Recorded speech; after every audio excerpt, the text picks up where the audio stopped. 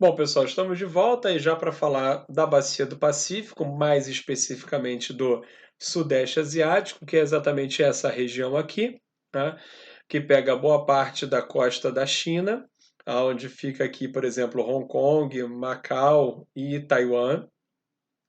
Todos esses países, né, aqui dessa parte da Península Asiática, como Laos, Vietnã, Tailândia, chegando até a Indonésia, tá certo? Aqui embaixo, e pegando também o arquipélago das Filipinas, beleza? Então, só para lembrar, o Oceano Pacífico está aqui, né? Aqui do lado estão as Américas, beleza? Aqui é a continuação do continente asiático, a Península Indiana, tudo isso, tá certo?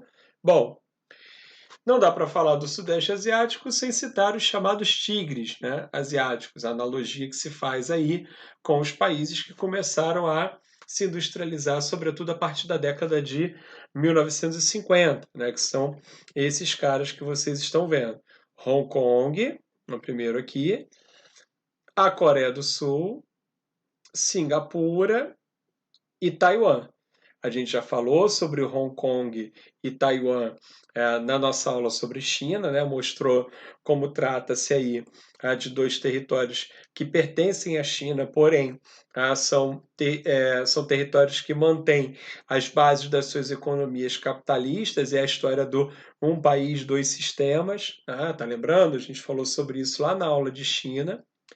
A Coreia do Sul, né, que acabou se favorecendo muito em função da separação da Península da Coreia na década de 1950 e fortíssimos investimentos dos Estados Unidos e do Ocidente a partir de então, e Singapura, né, que é uma ilha, na verdade, comprada por milionários malaios, né, que resolveram fundar aqui um país, uma cidade-estado, na verdade, né, Singapura é uma cidade-estado, que tem, entre outras coisas, acaba ocupando uma posição muito estratégica do ponto de vista geográfico e tem, né, uma das atividades portuárias navais mais importantes do mundo, tá certo?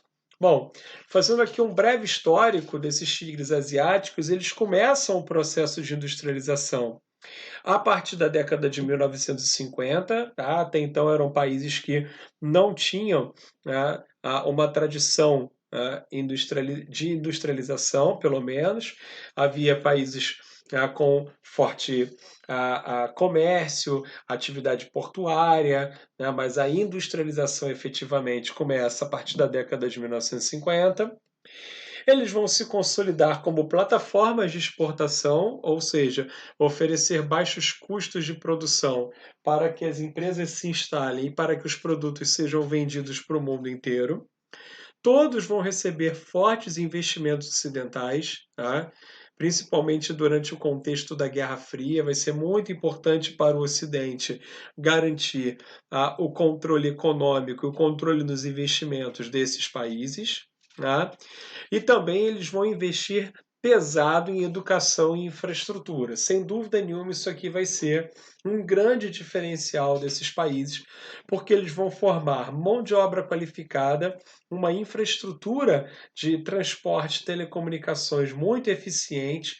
Então, essa equação ela vai ter um resultado muito interessante. Né? Imagine, uma infraestrutura rápida, barata, eficiente e com uma mão de obra qualificada, e com baixos impostos. Então percebam que transforma-se um ambiente de negócios e mais especificamente um ambiente para a industrialização muito interessante. É por isso que eles vão se destacar ao longo dessa segunda metade do século XX e vão se configurar nesse grupo de países chamados aí de tigres asiáticos, tá certo? Uma coisa importante, isso aqui não é um bloco econômico, tá? Não é um bloco regional, nada disso. Essa expressão, na verdade, de tigres asiáticos é uma expressão que foi cunhada para falar desses países que têm características muito semelhantes das suas economias e passaram a ter destaque a partir da década de 1950, tá certo? Bom, da década de 1990 para frente, vai haver o que a gente chama de segunda geração de tigres, tá? Que já vai ter inclusive um número maior de países: a Tailândia, a Malásia, a Indonésia, o Vietnã, ele mesmo que se envolveu no conflito com os Estados Unidos, né? O Camboja e as Filipinas. Tá? Então, seria uma segunda geração de países que vão ter todas aquelas características lá dos tigres asiáticos. Ou seja, vão investir em infraestrutura, tá? Vão oferecer baixos custos de produção. Tá? E eles vão ter também, tá? Eles vão usar, inclusive, uma estratégia, como eu estou colocando aqui do lado para vocês, de financiamento externo com garantias do governo local. Como é que isso vai funcionar? Então, pensa aqui comigo rapidinho. O governo tailandês, por exemplo, tá? Ele vai ser uma espécie de avalista, ele vai ser uma espécie de fiador dos empresários, tá? Que quiserem pegar empréstimos em bancos privados, tá? Ou em bancos de outros países. Então, se você tem um bom projeto, algo que o governo considera um bom projeto de empreendedorismo e não tem dinheiro, o governo tailandês também não vai ter esse dinheiro, tá? Para emprestar em grande volume. Qual é a estratégia que eles vão usar? Olha, você vai ao banco privado, tá? Pega o empréstimo lá para você poder tocar o seu empreendimento, e o governo vai ser o fiador, o governo vai ser a garantia. Se você não pagar o empréstimo, seu empreendimento não der certo por algum motivo, tá? E der para gerar prejuízo, você não conseguir pagar o empréstimo, o governo vai lá e paga. Tá? E é por isso que os projetos precisavam passar por uma análise, né? Porque é claro que havia um risco, mas os técnicos lá do governo tinham que dizer: não, isso aqui que o cara está pensando em fazer tem futuro, vai dar certo, vamos investir.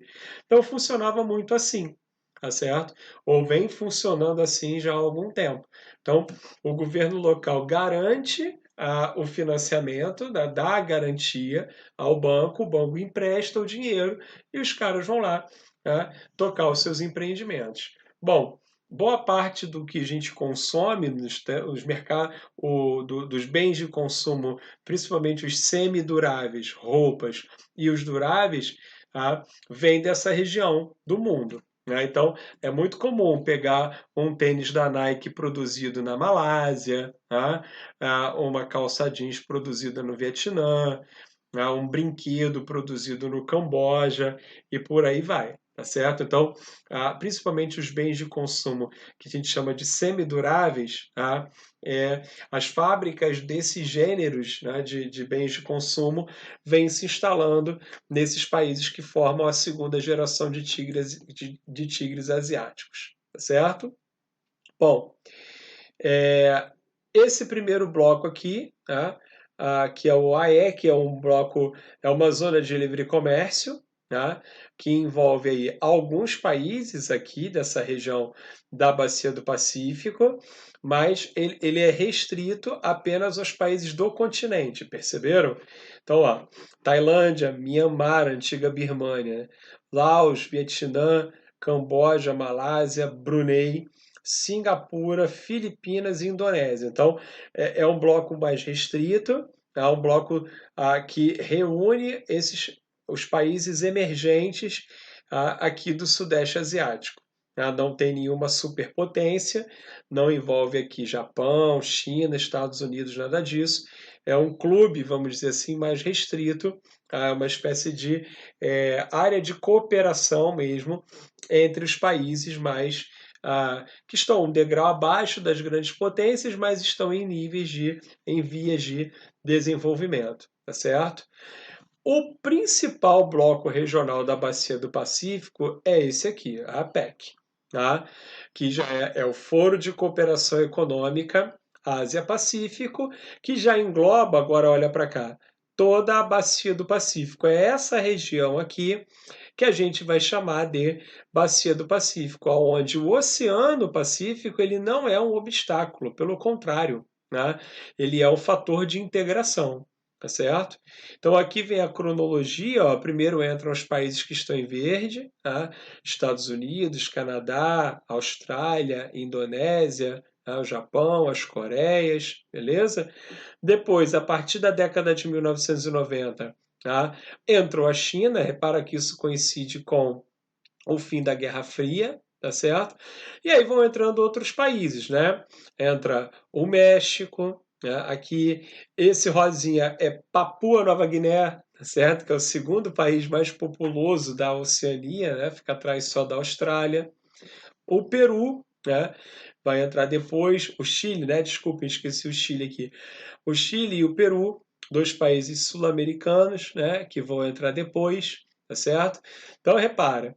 Enquanto o bloco anterior, que eu mostrei para vocês, é um clube restrito a países emergentes aqui do continente asiático, esse bloco já é um foro de cooperação econômica, tá? Muito interessante, muito amplo, tá? É uma zona de livre comércio, como eu disse, e visa exatamente integrar essa região do mundo do ponto de vista econômico, tá? O que, por exemplo, do ponto de vista da América Latina, acaba nos gerando alguns prejuízos, principalmente se a gente for falar aqui da América do Sul, porque o Peru e o Chile hoje, por conta disso, né, estão muito mais voltados para a bacia do Pacífico do que para a própria América do Sul, né? O Chile, inclusive, esses países não fazem parte do Mercosul, principalmente o Chile, exatamente por conta disso. Porque se eles passarem a integrar o Mercosul, eles vão ter que abrir mão das regalias que eles têm aqui na APEC, então eles vão sair no prejuízo. É muito mais interessante ser parceiro dos Estados Unidos, do Japão, da China, né, do que do Brasil, da Argentina, do Uruguai e do Paraguai e da Venezuela, tá certo? Então eles mantêm relações com o Mercosul como membros associados, mas não fazem parte do bloco. Tudo bem? Preferem fazer parte aqui da Bacia do Pacífico. Ok, galera? Bom, finalizamos por hoje, tá?